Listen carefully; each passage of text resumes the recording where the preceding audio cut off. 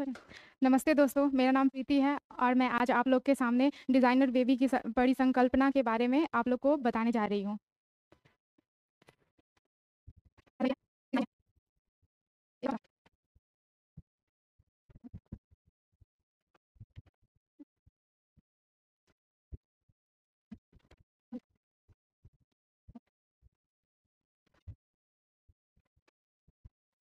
Baby की ये परिकल्पना ये दर्शाती है कि अगर हम अपने आने वाले भविष्य में जो जनरेशन आने वाली है उसमें शारीरिक रूप से, मानसिक रूप से उसमें बदलाव कर दिया जाए, जिससे कि आने वाले विकार या प्राकृतिक में जो बदलाव हो रहे हैं, जिससे अनेक तरह की बीमारियां हो रही हैं, उससे हमें बचाव के लिए ऐसी बेबी की अवधारणा शुरुआत की गई है। सर्वप्रथम चाइना के जेंग कुई नामक वैज्ञानिक ने इस परिकल्पना को आधार दिया और लूना और नोना नाम की दो दो बच्चियों में भ्रूण अवस्था में ही उनके जीन में संवर्धन करके उन्हें एचआईवी के जीन सीसीआर5 जीन में बदलाव करके और उन्हें एचआईवी मुक्त कर दिया गया। जन्मजात रूप से उन्हें एचआईवी मुक्त कर दिया गया। तो ये ऐसे में और इसके चलते समाज में अनेक नैतिक और मतलब सामाजिक अवधारणाएं उत्पन्न हुई, जो सकारात्मक भी है और नकारात्मक भी है। तो सकारात्मक में ये हो सकता है कि डिजाइनर बेबी की परिकल्पना से हम माइटोकॉन्ड्रियल डिजीज और डीएनए से संबंधित और जीन से संबंधित जो विकार है वो हम खत्म कर सकते हैं। और पर्यावरण में से होने वाली बीमारियां, जैसे अगर हम बहुत ज़्यादा कीटनाशक का यूज़ कर रहे हैं, पर्यावरण में पेस्टिसाइड का यूज़ कर रहे हैं, उससे होने वाली बीमारियां, उन सब से हमें ये डिज़ाइनर बेबी की परिकल्पना उस बच्चे को प्रिवेंट कर सकती है। और नकारात्मक पक्ष में ये हो सकता है कि लोग इससे भेदभाव, समाज में भेदभाव उत्पन्न हो सकती है कि ये डिज़ाइनर बेबी है और ये है, और ये हो सकती है। और अगर ये चलने लग जाएगा तो बच्चों के माता-पिता बच्चों की सुंदरता, उनके आईक्यू लेवल और फिजिकल एबिलिटी, जैसे कि हम उनको अच्छे तरीके से अपने डिज़ाइन के तरीके से बच्चे को बनवा सकते हैं। इस कारण भेदभाव हमारे समाज में उत्पन्न हो गई है। तो इसका ये हमें कहना है कि अगर डिज़ाइनर बेबी बनाया भी जाए तो उनके डिज़ीज़ में यानी बीमारियों को प्रिवेंट करने के लिए किया जाए, ना कि उनकी सुंदरता, आईक्यू लेवल और फिजिकल एबिलिटी के आधार पे उनको बनाया जाए। इसी के साथ मैं अपनी वाणी को विराम देती हूँ।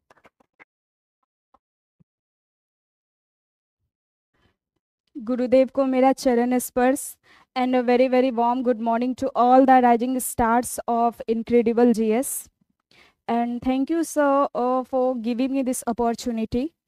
तो चलते हैं अपने टॉपिक की तरफ। आज मेरा टॉपिक है इंडियन आर्मी, भारतीय सेना।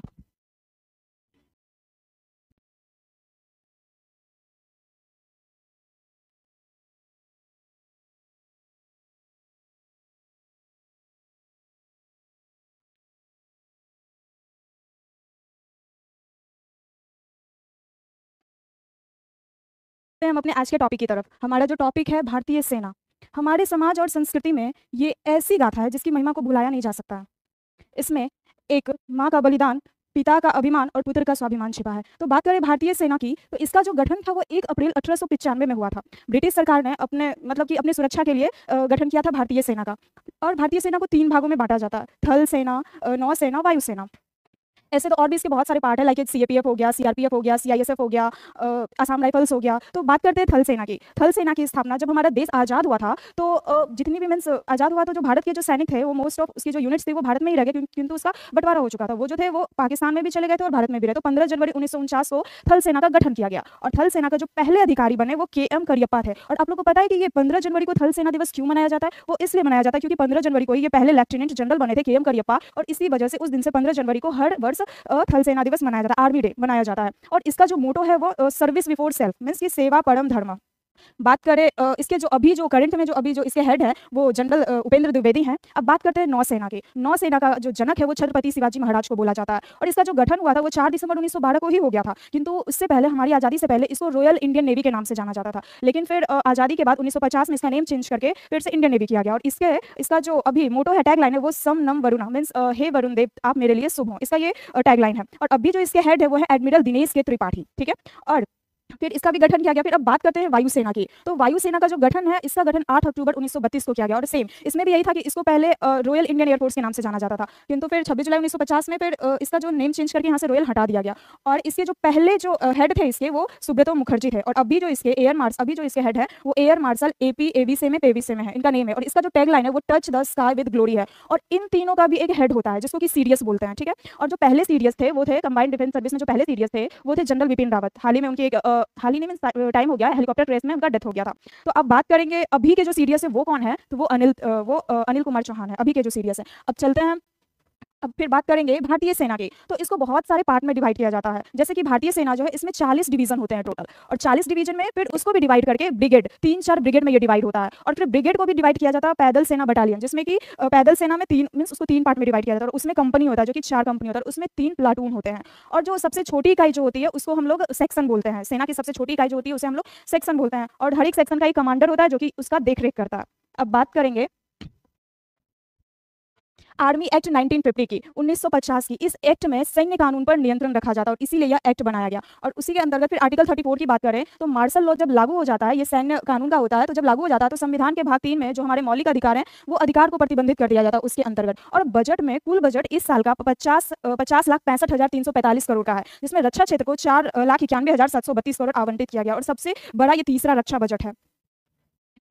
अब बात करते हैं इंडियन आर्मी की, तो इसका जो सर्वोच्च कमांडर होता है वो राष्ट्रपति होता है, किंतु इसकी सुरक्षा की जिम्मेदारी प्रधानमंत्री और उनके मंत्रियों की होती है, और ये आता है रक्षा क्षेत्र के अंतर्गत। और हमारे जो भारतीय सैनिक हैं वो अपने मानवीय मूल्यों के लिए भी काफी जाने जाते हैं, क्योंकि अगर जो हम बात करें मानवीय मूल्यों की तो हम लोग को याद आएगा कारगिल वॉर। जब हमारा कारगिल वॉर 1999 में हुआ था, तो जो हम लोग के जो दुश्मन देश थे तो वहाँ के लोगों ने अपने जो उनके सैनिक थे उनका डेड बॉडी लेने से इनकार कर दिया था, लेकिन यहाँ पे हम लोग का भी काफी नुकसान हुआ था। लेकिन कहते हैं ना कि ये एक भारतीय सैनिक की एक आवाज है कि किसी गजरे की खुशबू को महकता छोड़ आया हूँ, अपनी नन्ही सी चिड़िया को चहकता छोड़ आया हूँ। किसी गजरे की खुशबू को महकता छोड़ आया हूँ, अपनी नन्ही सी चिड़िया को चहकता छोड़ आया हूँ। मुझे सीने से लगा लेना ए भारत माँ, मुझे सीने से लगा लेना है भारत माँ, अपनी माँ की बाहों को तरसता छोड़ आया हूँ। तो उसी पे हम मानवीय मूल्यों का परिचय देते हुए अपने दुश्मन देशों के जितने भी सैनिक शहीद हुए थे, जितने भी सैनिक की डेड बॉडी थी, उन सभी का भारतीय सैनिकों ने अंतिम संस्कार किया था, क्योंकि दुश्मन देशों ने उन्हें लेने से मना कर दिया था। और अंतिम संस्कार तो किया, और युद्ध बंदी जो भी थे उनके साथ भी वो बहुत अच्छे से पेश आए थे। तो अब बात करेंगे और सिर्फ यही नहीं, हमारा जो भारतीय सेना ये संयुक्त राष्ट्र की कीपिंग टास्क फोर्स का भी हिस्सा है, और ये सबसे पावरफुल सेना 4th नंबर पे ये आता है। अमेरिका वगैरह के बाद 4थे नंबर की सबसे पावरफुल सेना है। और एग्जांपल में हम हाल ही में टर्की में भीषण भूकंप में देख सकते हैं, जिसमें कि अहम भूमिका निभाया है भारतीय सेना मलबे के नीचे लोगों से निकालने में। तुर्की के जो पीएम है वहाँ के उन लोगों ने भी काफी तारीफ की है भारतीय सेना की। बात करेंगे राजस्थान के 60 डिग्री सेल्सियस तापमान से लेकर हिमालय की पहाड़ियों के माइनस तापमान में 24 घंटे तत्पर रहकर भारतीय सेना हमेशा अपनी ड्यूटी के लिए तत्पर रहता है। तो अब बात करते हैं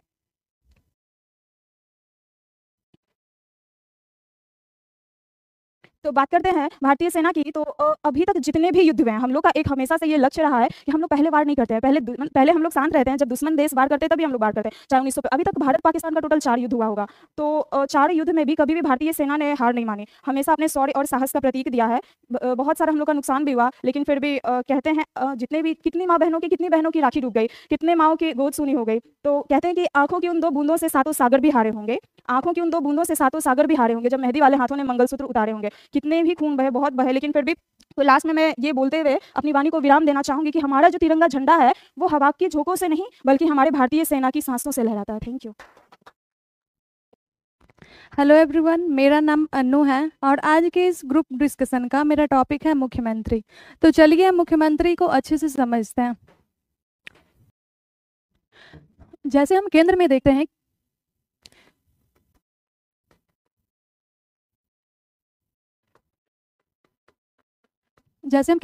कि एक मंत्री परिषद का गठन किया जाता है जिसके वास्तविक हेड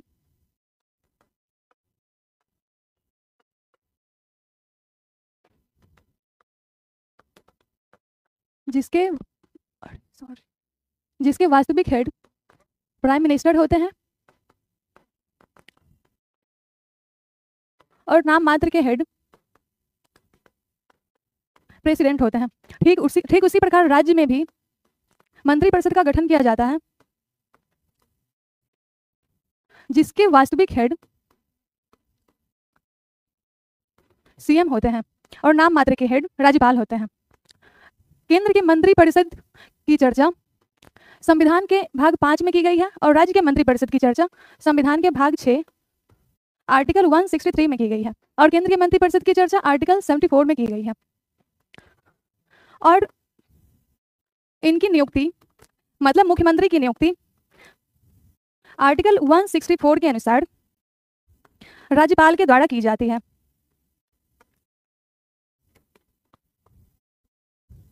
अब हम ये बात करते हैं कि मुख्यमंत्री किनको बनाया जाए। आगे अच्छा, मुख्यमंत्री विधानसभा या विधान परिषद किसी का भी सदस्य हो सकता है। मुख्यमंत्री हमेशा बहुमत दल के नेता को बनाया जाता है, लेकिन कभी ऐसी स्थिति उत्पन्न हो जाए कि किसी भी दल को बहुमत प्राप्त नहीं हो, तो वैसे कंडीशन में राज्यपाल अपने विवेकाधिकार का प्रयोग कर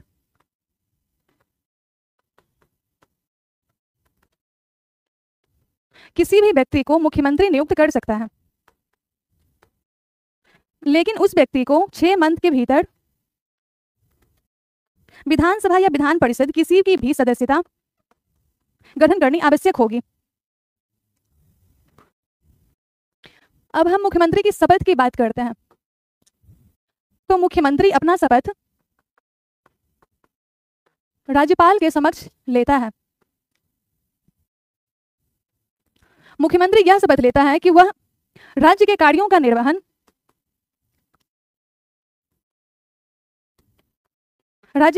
निर्वहन सच्चे मन से और पारदर्शिता के साथ करेगा।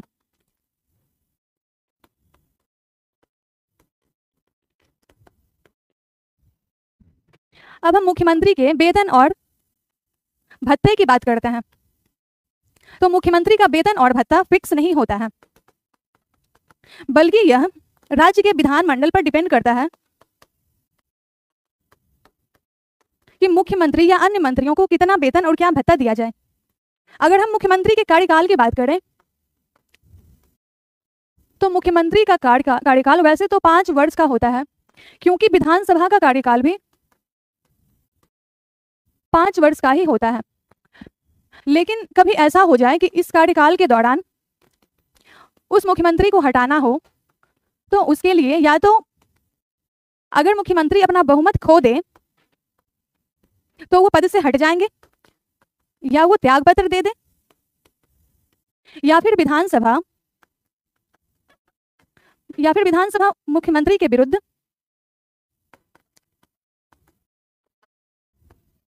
सीएम के विरुद्ध अविश्वास प्रस्ताव पारित कर दे। तो इन सारी स्थितियों में मुख्यमंत्री को हटाया जा सकता है। अगर हम मुख्यमंत्री के शक्ति और कार्य के दोस्तों नमस्ते सर।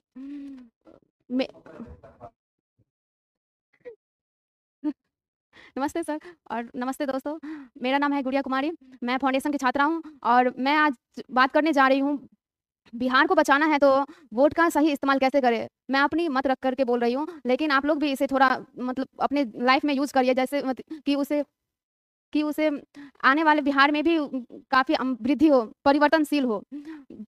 बिहार में विकास की रफ्तार को बढ़ाने और वोट का सही इस्तेमाल करने के लिए बिहार को आगे बढ़ाने के लिए हमें वोट का इस्तेमाल करना बेहद ज़रूरी है। चुनाव आने के समय हमें यह समझना चाहिए कि हम किसे चुने हैं, अब उनके नेतृत्व में बिहार की दिशा क्या होगी। हमें यह समझना होगा कि हमारा एक एक वोट राज्य की राजनीति और शासन की दिशा तय करती है।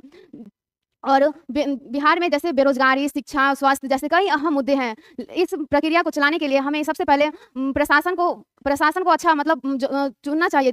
बिहार को आगे बढ़ाने के लिए हमें भ्रष्टाचार जैसे कई आर्थिक, बेरोजगारी, शिक्षा जैसे सड़क दुर्घटना स्थिति को बदलना चाहिए। हमें वोट देने से पहले हमें उन उम्मीदवार का चयन करना चाहिए जो वो अपने अंदर मतलब लास्ट पीछे जो क्या किए हैं, उनके नेतृत्व में बिहार की दशा क्या होगी, क्या नहीं होगी, उनका ईमानदारी, उनकी कार्य का मूल्यांकन करेंगे और यह देखेंगे कि हम वो जो नेतृत्व करेंगे बिहार की, तो 5 साल का डेटा होता है, तो इसमें यह जनता को बताएं कि 5 साल का डेटा में वह क्या क्या करेंगे, उसका डेटा का लिस्ट जारी करें और ये बताएं कि ये करने वाले, जिससे जनता को भी थोड़ा अंदर से एहसास हो कि हम जिसे चुने हैं और वह हमारे लायक ही, जिसे हम सरकार चुने हैं वो हमारे लायक ही है। और जो 5 साल का जो डेटा रहता है वह डेटा 2 या 3 साल में, मैक्सिमम 3 साल नहीं तो 2 साल नहीं तो 3 साल में इसे करके दिखाएं कि हम इस 5 साल के चुनाव में 2 या 3 साल में अगर हम ये करके दिखाते हैं तो जिससे बिहार में थोड़ी सी परिवर्तन आएगी और इसी परिवर्तन के माध्यम से बिहार में विकास होगा और हमारी स्थिति में थोड़ा सुधार होगा, जिससे जो अभी बिहार में कई सारे अहम मुद्दे हैं, बेरोजगारी, शिक्षा व्यवस्था और गरीबी, भ्रष्टाचार, ये सब दूर होने की देखा जाए तो हद तक दूर किया जा सकता है। इसके लिए हमें सबसे पहले बिहार सरकार को चुनना होगा और सरकार को ऐसे नहीं वह उनके कार्यों का मूल्यांकन करेंगे कि वह क्या-क्या किए हैं, नहीं किए हैं। उनके माध्यम से ही हम सरकार को चुनेंगे और इस प्रकार हमारा कर्तव्य होता है कि हम बिहार को आगे बढ़ाने के लिए हमारा कर्तव्य है कि हम अपने जो आने वाली पीढ़ी है या फिर जो वोट देने के लिए जाते हैं, उनको हर एक घर के समझाइए, हर एक घर में यह प्रचार लेके जाइए कि हम जो वोट देंगे या जिसे हम चुनाव करेंगे, चुनाव लड़ेंगे, जीतेंगे, वह उनके कार्य में वह बिहार की दिशा कैसी उनकी स्थिति में सुधारेगी या नहीं सुधारेगी। इतना ही कहकर मैं अपनी वाणी को विराम देती हूँ। जय हिंद।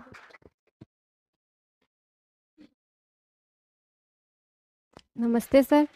नमस्कार दोस्तों, मेरा नाम प्रीति है और मैं पटना ज़िले की निवासी हूँ और मैं इस कोचिंग की फाउंडेशन बैच की छात्रा हूँ। तो आज का मेरा टॉपिक है भू राजस्व बंदोबस्त, जिसको ब्रिटिश सरकार ने भारतीय देशों में विभिन्न क्षेत्रों पर लागू किया था, जिसको 3 भागों में बांटा भी था। और हम देखते हैं कि ये क्या थे और कहाँ कहाँ पर ये लागू किया गया था।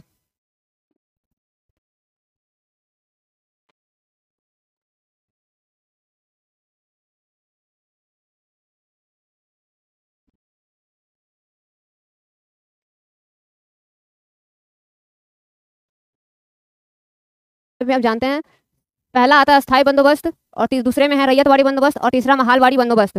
अस्थाई बंदोबस्त जिसको 1793 में लॉर्ड कॉर्नवालिस के द्वारा लाया गया था, इसमें जो जमीन का मालिक था उसको जमींदार को बनाया गया था और इसको बंगाल, बिहार और उड़ीसा और उत्तरी कर्नाटक के कुछ क्षेत्रों में लागू किया गया था और इसको जो है भारत के 19% भूभाग पर लागू किया गया था। इसमें किसानों से लगभग 89% कर की वसूली की जाती थी, जो कि 10/11 होता था। रैयतवाड़ी बंदोबस्त जिसको कैप्टन रीड और थॉमस मुनरो ने लागू किया था, जो कि थॉमस मुनरो जो कि उस समय का तत्कालीन गवर्नर भी था, जिसको 1792 में इसका जांच करने के लिए मद्रास के 12 महल जिलों में लागू किया गया था। मद्रास जो कि अभी तमिलनाडु के नाम से जाना जाता है। जब ये सफल हो गया तो उसको 1820 में संपूर्ण मद्रास में लागू किया और इसमें 51% भूभाग पर इसको भारत के भूभाग पर लागू किया गया था और इसमें जो जमीन का मालिक जो होता था वो किसान होते थे और इसको मद्रास, बम्बई और असम के कुछ क्षेत्रों में लागू किया गया था और इसमें किसानों से लगभग 55 से 33% कर की वसूली की जाती थी। महालवाड़ी बंदोबस्त जिसको हॉल्ट मैकेंजी ने इसका सर्वप्रथम प्रस्ताव दिया था, इसको 1819 में लाया गया था, लेकिन 1822 में रेगुलेशन 7 के तहत इसको कानूनी मान्यता प्राप्त हुई थी और इसे भारत के कुल 30% भूभाग पर लागू किया गया था और इसका मालिक गांव के मुखिया को बनाया गया था। पंजाब, बंबई और कर्नाटक के क्षेत्रों में से लागू किया गया था और किसानों से इसमें से 80% कर की वसूली होती थी। यह बंदोबस्त इसलिए बार बार लागू किया गया क्योंकि किसी न सभी में दोष मिलता था। कभी अस्थायी बंदोबस्त में जमींदारों को मालिक बनाया गया तो जमींदार बहुत अधिक किसानों से कर की वसूली करते थे और अंग्रेजों को उतना पैसा नहीं दे पाते जितना वो किसानों से वसूली करते थे। जब अंग्रेजों को ये बात पता चली तो उन्होंने यह प्रथा को हटाकर रैयतवाड़ी लाया कि किसानों को ही अब उसका मालिक बना दिया जाए। तो जब देखा कि अब किसानों से भी ज्यादा कुछ नहीं हो पा रहा तो उसने महालवाड़ी बनाया और महालवाड़ी में मुखिया को ही उसका मालिक बना दिया जमीन का। लेकिन फिर भी इन समय उनसे संतुष्टि न मिली तो इस बात में इन सभी को समाप्त कर दिया गया था। धन्यवाद। दोस्तों, मेरा नाम सनी कुमार है। मैं बिहार के पूर्वी चंपारण जिले के रहने वाला हूँ। मैं इनक्रेडिबल जीएस के फाउंडेशन बैच के बीपीएससी के छात्र हूँ। हमारा आज का टॉपिक है वैदिक सभ्यता। वैदिक सभ्यता क्या है, इसे वैदिक काल क्यों कहा जाता है, आर्य सभ्यता क्यों कहा जाता है, लौह युग के नाम से भी क्यों जाना जाता है, फिर ये सभ्यता कितने भागों में बंट गई, फिर इसके राजनीतिक, सामाजिक, धार्मिक, आर्थिक क्या है, इसके बारे में जानने की कोशिश करेंगे। सबसे पहले वैदिक सभ्यता।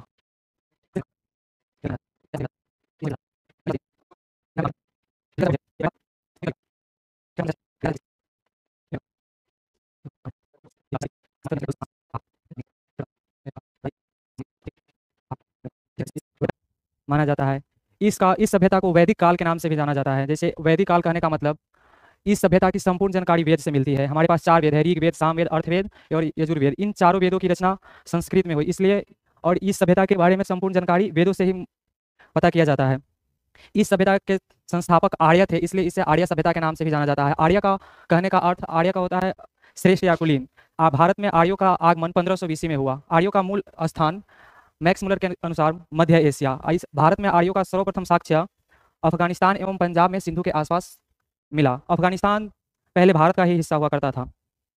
इस सभ्यता को लौह युग के भी नाम से जाना जाता है। यानी कहने का मतलब इस सभ्यता के लोग, इसी सभ्यता में लौह की खोज हुई। इससे पहले जो हमारे पास सिंधु घाटी सभ्यता थी उसमें लोहे की खोज नहीं हुई थी। उस समय सिर्फ कांसा एवं तांबा का ही टीन का खोज हुआ था और इसमें अधिकतर लोग लोहा का ही प्रयोग करते थे। यहाँ की भाषा संस्कृत थी और यह मुख्यतः एक प्रकार से ग्रामीण सभ्यता थी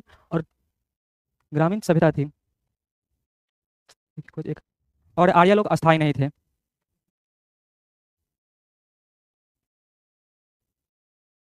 आगे किससे करें? इससे जब आगे चलते हैं तो ये सभ्यता दो भागों में विभक्त हो जाती है, एक ऋग्वैदिक काल और एक उत्तर वैदिक काल। ऋग्वैदिक काल का टाइमिंग होता है 1500 से 1000 बीसी और उत्तर वैदिक का टाइमिंग होता है 1000 से 600 बीसी। और फिर ऋग्वैदिक काल के राजनीतिक, सामाजिक, आर्थिक और धार्मिक, फिर उत्तर वैदिक काल के राजनीतिक, सामाजिक, धार्मिक और सांस्कृतिक। ऋग्वैदिक का राजनीतिक व्यवस्था ऋग्वैदिक काल में राजा का पद आनुवंशिक हो गया था। इसमें जो शासन चलाया जाता था वो राजा के माध्यम से चलाया जाता था और उसका बेटा ही उस राज्य का शासन, यानी राजा का ही बेटा राजा बनेगा। ग्राम संभवतः कई परिवारों के समूह का होता था। ग्राम, विष तथा जन एक उच्चतर इकाई थे। ग्रामीण ग्राम का प्रधान होता था। विष अनेक जनों का समूह होता था। जन के अधिपत्य को जनपति या राजा के नाम से भी जाना जाता था। ऋग्वैदिक काल में महिलाएं भी सभा और समिति में भाग लेती थी। इस काल में सभा, समिति, विदय तथा गण ये संगठन थे जो धार्मिक कार्य को देखते थे। सामाजिक व्यवस्था, अब इस ऋग्वैदिक काल की सामाजिक व्यवस्था, आर्य समाज पितृसत्तात्मक था परंतु नारी को मातृत्व में समान प्राप्त था। सामाजिक संगठन का आधार गोत्र था। गोत्र के ही माध्यम से किसी भी समाज का संगठन किया जाता था। परिवार के प्रधान को कुरूप या गृहपति के नाम से भी गृहपति कहा जाता था। पुत्र ही पैतृक संपत्ति का उत्तराधिकारी होता था। इसमें पुत्री का कोई अधिकार नहीं था। समाज 4 वर्णों में बटी हुई थी, ब्राह्मण, क्षत्रिय, शूद्र और वैश्य। इस सभ्यता में स्त्रियों की स्थिति में अंतरजातीय विवाह होते थे, यानी एक जाति के लोग दूसरे जाति में भी कर सकते थे। बाल विवाह प्रचलित थे। आजीवन कुमार रहने वाली कन्याओं को अमाजू के नाम से भी जाना जाता था। यहाँ पे पर्दा प्रथा प्रचलित नहीं थी। यहाँ पे नियोग प्रथा प्रचलित थी। नियोग प्रथा का मतलब अगर पति से संतान नहीं होने पर किसी अन्य पुरुष के साथ संबंध बनाना। और यहाँ पे विधवा स्त्री देवर से विवाह कर सकती है। पत्नी को यहाँ अर्धांगिनी के नाम से भी जाना जाता था। फिर यहाँ पे आर्थिक जीवन यापन का यहाँ पे मुख्य आधार कृषि तथा पशुपालन था। यहाँ पे गाय मुद्रा की भांति मानी जाती थी। वस्तु विनिमय प्रणाली प्रचलित थी। कृषि योग्य भूमि को उर्वरा क्षेत्र के नाम से भी जाना जाता था और मुद्रा का प्रचलन हो चुका था। धार्मिक स्थिति, यहाँ पे सबसे प्रिय देवता इंद्र थे। अग्नि देवता भी अग्नि देवता मनुष्य और देवताओं के मध्यस्थ थे। यहाँ पे सबसे पवित्र नदी सरस्वती को माना गया है और सबसे पवित्र पशु गाय को माना गया है। यहाँ पे लोगों को आर्य बनाने के लिए विश्वामित्र ने गायत्री बैच की स्थापना की थी। गायत्री मंत्र सावित्री नामक देवता को संबोधित है। फिर आगे इससे उत्तर वैदिक काल के राजनीतिक, जब लोहे की खोज 1000 बीसी में होती है तो ऋग्वैदिक काल उत्तर वैदिक काल में बढ़ जाती है। इसकी राजनीतिक स्थिति, कबीले पर शासन करने वाला राज्य प्रांत पर शासन करने लगा। उत्तर वैदिक काल में राजतंत्र ही शासन का आधार था परंतु कहीं कहीं गणतंत्र भी देखने को मिला है। राज्य के सबसे उच्च अधिकारी को रत्नी कहा जाता था। सभा और समिति की अध्यक्षता करने वाले को ईशान कहा जाता था। यहाँ पे अश्वमेव यज्ञ भी होती थी। और इसकी समाज 4 वर्णों में बटी हुई थी। यहाँ पे वर्ण व्यवस्था अब जाति पर आधारित हो गया। वर्ण व्यवस्था अब अस्पृश्यता की भावना का उदय नहीं हुआ, यानी पे छुआछूत की भावना का उदय नहीं हुआ। और आर्थिक, यहाँ पे उत्तर वैदिक काल में मुख्य व्यवसाय कृषि था। यहाँ पे 14 बैलों द्वारा हल खींचे जाने का साक्ष्य मिलता है। ऋग्वैदिक काल में मुख्य फसल जौ था जबकि उत्तर वैदिक काल में मुख्य फसल धान और गेहूं हो चुका था। यहाँ पे महाजनी प्रथा का पहली बार प्रयोग किया गया एवं सुदघोर के नाम से भी जाना जाता था। यहाँ पे ग्रुप डिस्कशन के संचार से मैं एक अपना टॉपिक रखना चाहती हूँ जो कि है भारतीय किसान। वैसे तो भारतीय किसान के बारे में आप सबको पता ही है कि किसान कैसे होते हैं, क्या करते हैं, उनका कार्य क्या होता है। तो मैं इन मुद्दों पे बात ना करके मैं चाहूँगी कि इनकी समस्या और इनकी समाधान पे कुछ महत्वपूर्ण शब्दों पे चर्चा करने की कोशिश करूँगी, जो कि कुछ इस तरह है।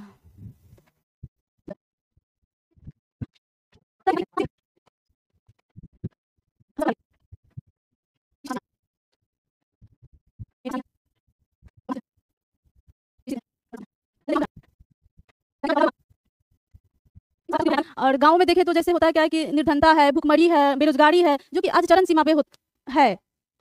और अगर आर्थिक स्थिति में ये भी हो सकता है जैसे कि कारण भी देखें तो कुछ ऐसे छोटे किसान होते हैं जो कि कर्ज लेकर के अपना कृषि कार्य शुरू करते हैं और फिर इन सब समस्याओं के कारण उनकी उत्पादक अच्छी नहीं हो पाती है, जिसके कारण से वो बहुत समस्या में आ जाते हैं, बहुत चिंतित हो जाते हैं, जो कि ना वो इधर के रहते हैं ना उधर का रहते हैं। तो इस कंडीशन में आकर के कुछ ऐसे किसान तो ऐसे होते हैं जो कि अपनी आत्महत्या तक भी कर लेते हैं। तो बहुत सारे ऐसे कारण हैं जो कि देखा जा सकता है। तो अब हम देखेंगे तो ये मेरा आर्थिक समस्याएं हो गया। अब हम चाहेंगे वर्तमान स्थिति को बताना।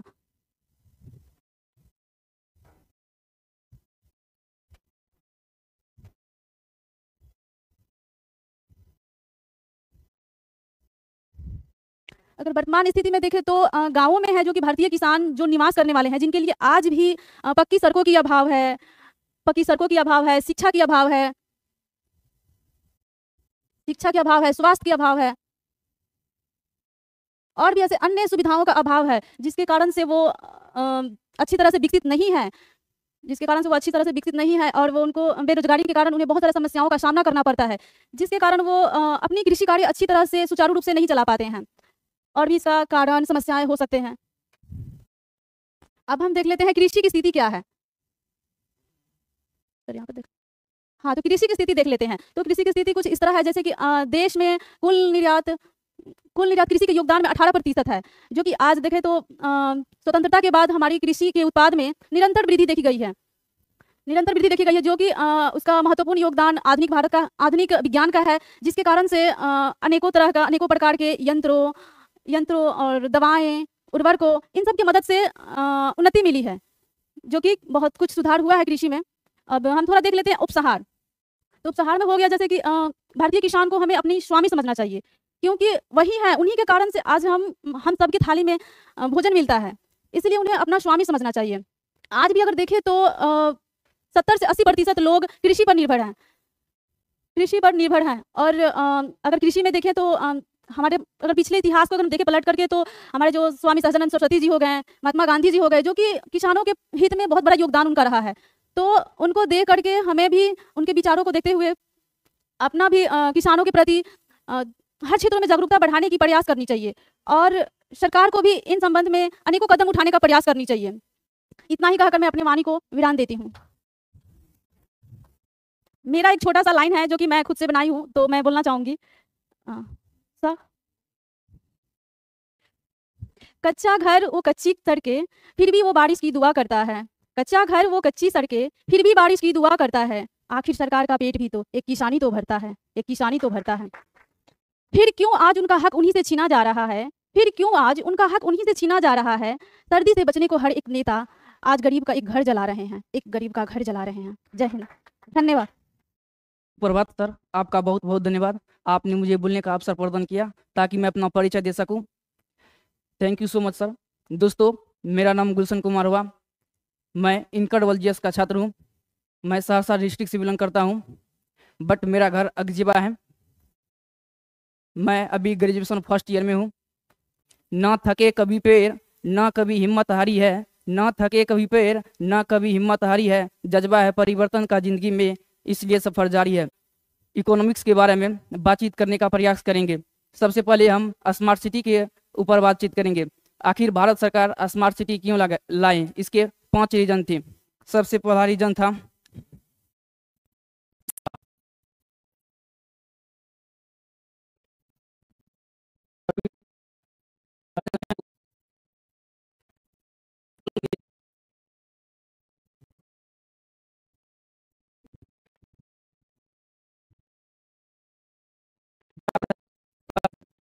शहरों में जल की आपूर्ति की अच्छा व्यवस्था दी जाती है और इसका भी जानकारी मोबाइल ऐप के माध्यम से ही दी जाती है। ट्रैफिक मैनेजमेंट में इसमें भी सीसीटीवी कैमरा और सिग्नल को अच्छे तरह से प्रयोग करना, और इसमें भी ट्रैफिक मैनेजमेंट की जानकारी भी मोबाइल ऐप के माध्यम से दी जाती है। स्मार्ट सिटी को बहुत ही बुनियादी तरीके से बसाया जाता है। स्मार्ट सिटी में आधुनिक तकनीकी का प्रयोग किया जाता है। स्मार्ट सिटी मिशन क्या है? इसमें उद्योगीकरण और यानी इसमें बेहतर जीवन शैली को किस प्रकार किया जाए, इस सब का प्रयोग किया जाता है। यानी स्मार्ट सिटी का उद्देश्य है कि जीवन शैली बेहतर बने, अवसर की लाभ को बढ़ाया जाए, आर्थिक विकास को बढ़ाया जाए, इसमें रोजगार के अवसर को बढ़ाया जाए, पर्यावरण और संरक्षण वातावरण को अच्छा रखे। अब स्मार्ट सिटी का घटक क्या? यानी घटक का अर्थ होता है वस्तु या प्रणाली। यह किसी एक वस्तु में लगाया जाता है, जैसे एक कंप्यूटर घटक, एक परिवहन घटक, एक स्मार्ट घटक। अब घटक के कई प्रकार होते हैं। सबसे पहला स्मार्ट बुनियादी ढांचा, और उसके बाद स्मार्ट पर्यावरण, स्मार्ट ऊर्जा परिवहन, स्मार्ट शिक्षा, स्मार्ट ऊर्जा की आवश्यकता होती है। अब स्मार्ट बुनियादी ढांचा क्या है, इसमें सीसीटीवी कैमरा आता है, ट्रैफिक मैनेजमेंट आता है, यही सब आता है। उसके बाद स्मार्ट परिवहन में इलेक्ट्रिक परिवहन की प्रयोग किया जाता है। स्मार्ट ऊर्जा में इलेक्ट्रिक ऊर्जा की प्रयोग किया जाता है। स्मार्ट शिक्षा में ऑनलाइन पढ़ाई की जा सकती है। स्मार्ट सुरक्षा में इसमें सीसीटीवी कैमरा और मतलब देखभाल के लिए किया जाता है। इसमें स्मार्ट सिटी भारत में मध्य प्रदेश, यूपी, उसके बाद महाराष्ट्र, तमिलनाडु, इन सब के कई राज्य में है। जैसे बिहार एक राज्य है, बिहार में पटना, बिहार शरीफ और मुजफ्फरपुर और हम भागलपुर को कर सकते हैं। अब हम इकोनॉमिक्स के बारे में कुछ बातचीत करने का प्रयास करेंगे। इकोनॉमिक्स के कई बिंदु पर हम बात करेंगे। सबसे पहले मेरा नाम मुरारी कुमार हुआ, मैं इनक्रेडिबल जीएस एकेडमी के फाउंडेशन बैच का छात्र हूँ। आज मैं नागरिकता अधिकार को लेकर कुछ चर्चा करने जा रहा हूँ।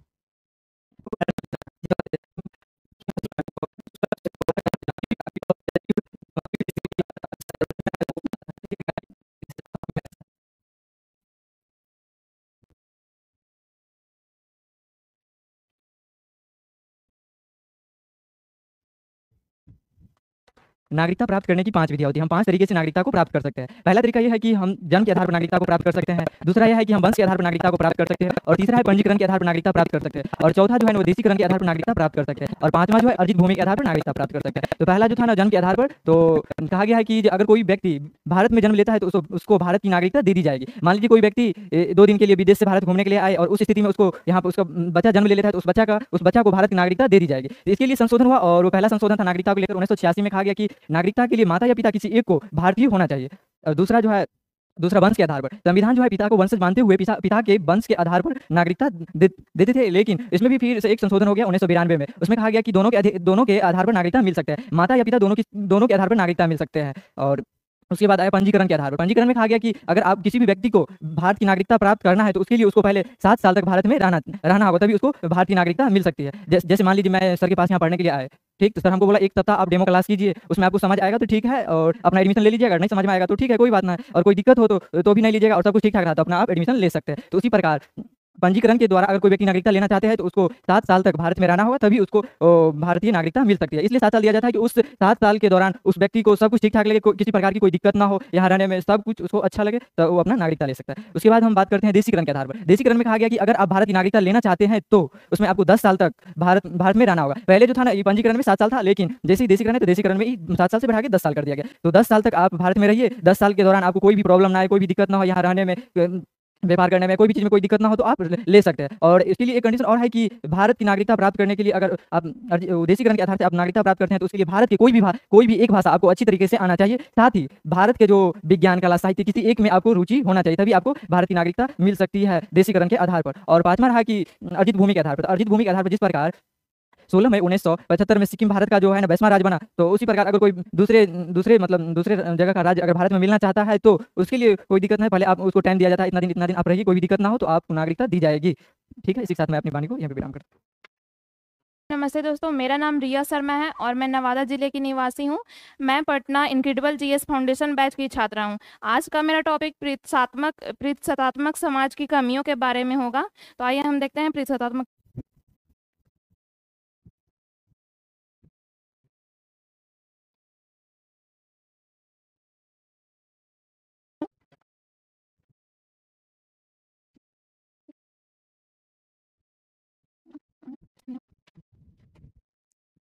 बात करें हम प्रतिशतात्मक समाज की कमियों के बारे में, तो उन्हें महिलाओं को असमानताएं उसमें थी, जो कि महिलाओं को बाहर नहीं निकलने दिया जाता था, उन्हें घर के अंदर ही रखा जाता था, उन्हें शिक्षा भी नहीं दी जाती थी, उन्हें रोजगार का भी अवसर नहीं प्रदान होता था और उन्हें घर के कामों में उलझाए रखा जाता था।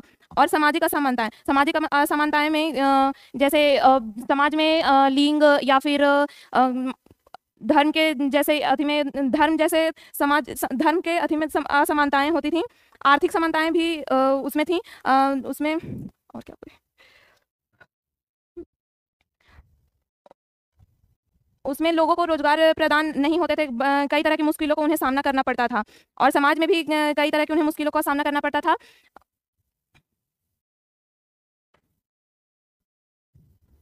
बात करें हम शिक्षा और रोजगार की, तो उसमें सबसे ज़्यादा कमियां महिलाओं को दिया जाता था। उन्हें शिक्षा का अवसर नहीं प्रदान होता था, जिससे वह बाहर नहीं निकलती थी और उन्हें रोजगार का भी अवसर नहीं दिया जाता था। इसमें महिलाओं को स्वास्थ्य में भी कमियां आती थी, जिससे महिलाओं को अगर उनकी तबीयत बिगड़ जाती थी तो उन्हें अच्छी सुविधाएं नहीं मिलती थी, जिसके कारण उन्हें कई तरह के सामनाओं का भी मुश्किल करना पड़ता था और महिलाओं को बाहर निकलना पड़ता था।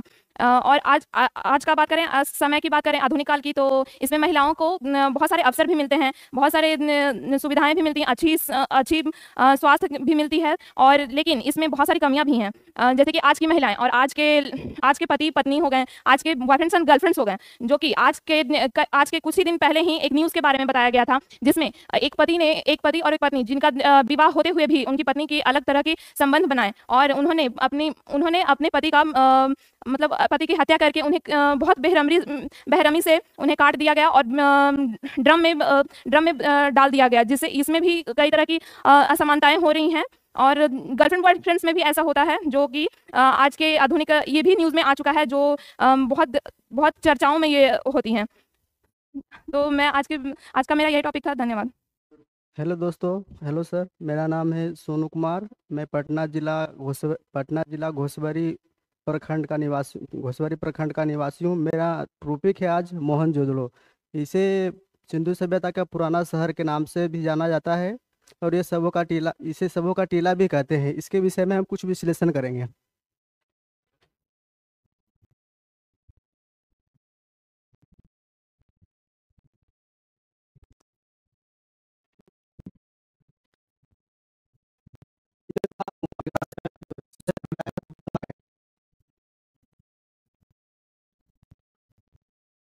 ये इसे सिंधु घाटी की पुराना शहर भी कहा जाता है। इसमें जैसे सिंधु घाटी में सबसे ज़्यादा अभिलेख प्राप्त हुए थे, लेकिन यहाँ पे सबसे ज़्यादा मोहर प्राप्त हुआ है। इसमें स्नानागार भी प्राप्त हुआ है, जो वर्तमान में जैसे स्विमिंग पूल भी कह सकते हैं। इसकी स्थापना इसकी खोज राखलदास बनर्जी ने 1922 में की थी। 1922 में की थी। सर्वाधिक इससे मोहर पाया गया है। यह सिंध पाकिस्तान में, जो वर्तमान पाकिस्तान में स्थित है, इसका अर्थ है मर्दों का टीला। यह लकराना जिला में स्थित है। इसकी खोज राखलदास बनर्जी ने 1922 में की थी। इसे स्नानागार के भी नाम से जाना जाता है, जैसे वर्तमान में हम स्विमिंग पूल कहते हैं। जनतांत्रिक, वहाँ दो प्रकार के सत्ता होता था, एक राजतांत्रिक और एक जनतांत्रिक। जनतांत्रिक मतलब वो जनता के अधीन होता था, जनता का अधीन प्रतिनिधित्व जो चुना गया था जनता का। और राजतांत्रिक जैसे कोई राजा का प्रजा, जैसे राजा का कोई पुत्र हो, वो जनतांत्रिक थी। यहाँ पे जनतांत्रिक सरकार था, जो जनता के हितों के लिए जनता के प्रतिनिधि था, एक प्रकार से, जो जनता के लिए चुना गया था।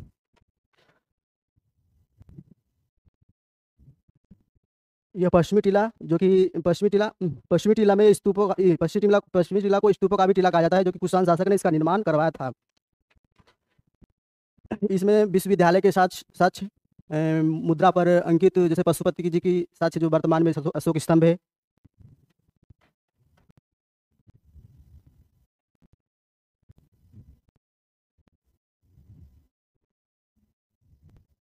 इसमें नृत्य करती हुई मूर्तियां पाई गई हैं, जो कांसे की है।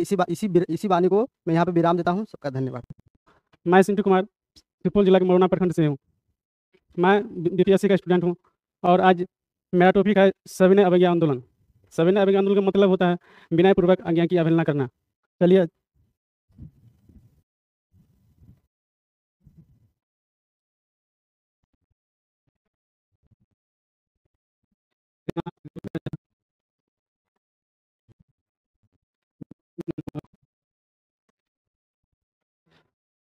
सविनय अवज्ञा आंदोलन का मतलब इसे नमक सत्याग्रह भी कहा जाता है और इसे विनयपूर्वक आज्ञा की अवहेलना करना होता है। इसका अर्थ इसका नींव चंपारण सत्याग्रह में रखी गई थी और इस समय सविनय आंदोलन के समय वायसराय इरविन था और इसका जो प्रस्ताव था लाहौर अधिवेशन में इसका प्रस्ताव पारित किया गया। लाहौर अधिवेशन का अध्यक्ष जवाहरलाल नेहरू था और इस लाहौर अधिवेशन 1929 में प्रस्ताव पारित किया गया था। गांधी जी 78 अनुयायियों के साथ साबरमती से दांडी की यात्रा करते हैं, जो गुजरात में है, और यहीं पर नमक कानून का उल्लंघन करते हैं। इसी समय प्रथम गोलमेज सम्मेलन होता है, जो ब्रिटेन में होते हैं, और इस समय गांधी जी आंदोलन के कारण इस गोलमेज सम्मेलन में भाग नहीं लेते, जिसके कारण यह गोलमेज सम्मेलन असफल हो जाते हैं। इसके बाद असफल होने के कारण गांधी इरविन पैक्ट होता है 1931 में, और इस पैक्ट में 11 सूत्री मांग को इरविन इसे मान लेते हैं। गांधी जी 11 सूत्री मांग रखते हैं और इरविन इसे मांग लेते हैं, और इसके बाद आंदोलन के यहीं पर बंद करके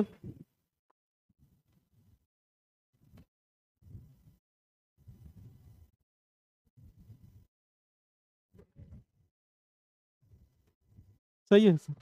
द्वितीय गोलमेज सम्मेलन में भाग लेते हैं, और इसमें द्वितीय गोलमेज सम्मेलन में गांधी जी और बाबा साहेब अम्बेडकर के बीच आमने सामने होता है, और इसी गोलमेज सम्मेलन में दलितों के लिए पृथक निर्वाचन क्षेत्र की मांग किया जाता है, और इस मांग के कारण गांधी जी और बाबा साहेब अम्बेडकर के बीच मतभेद होने के कारण ये भी द्वितीय गोलमेज सम्मेलन असफल हो जाते हैं। इसके बाद गांधी जी तुरंत पुनः भारत आते हैं और पुनः इस आंदोलन की शुरुआत करते हैं, और इसके बाद गांधी जी को गिरफ्तार करके यरवदा जेल में बंद करते हैं जो पूना में है, और यहीं पर गांधी जी अनशन पर बैठ जाते हैं, और इसके बाद पूना पैक्ट होता है।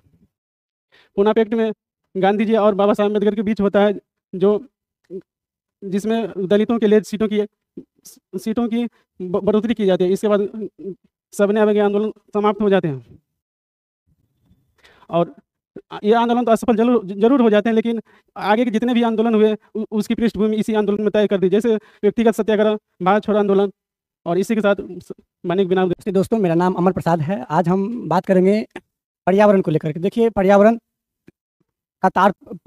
को हम 3 भागों में बांटे हैं। देखिए, पर्यावरण का तात्पर्य क्या है, उसके बाद पर्यावरण का घटक क्या है, उसके बाद संरक्षण के बारे में बात करेंगे कि पर्यावरण को लेकर के संरक्षण क्या सा हुआ है। देखिए, एक मानव ने जब पर्यावरण को अत्यधिक दोहन करना शुरू किया, उसके बाद सरकारों द्वारा कुछ इस पे नीतियाँ और नियम कानून लगाए गए जिससे पर्यावरण को बचाया जाए, और उसके बाद पर्यावरण को संरक्षण के लिए आगे बढ़ाया जाए, जिससे कि मेरा जो इन्वायरमेंटल के जो ये इन्वायरमेंटल जो ये पूरा जो साइकिल है वो कहीं ना कहीं सुदृढ़ हो। आइए इसको हम बोर्ड पे समझाने की कोशिश करते हैं।